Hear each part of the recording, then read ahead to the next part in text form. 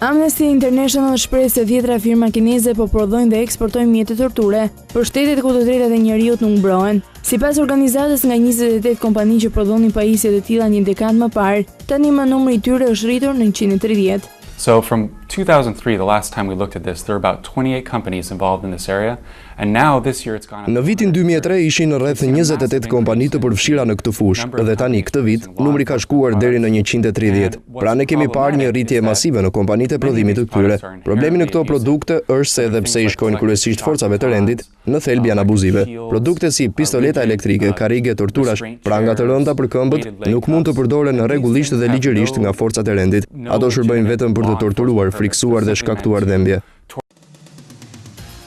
Organizata botërore e shëndetësisë ka deklaruar se në më pak se një javë, numri të infektuarve nga virusi Ebola mund të shkojë deri në 20.000 persona.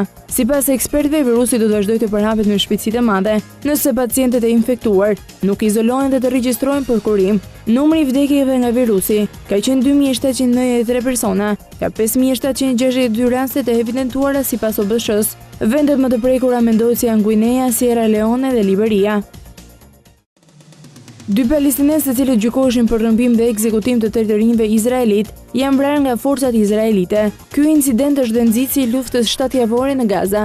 Ushtria izraelite konfirmoi lajmin duke thënë se kishte muaj që ishte vënë në kërkim të 2 personave, Maruam Kasuasme dhe Aram Abu Aisha.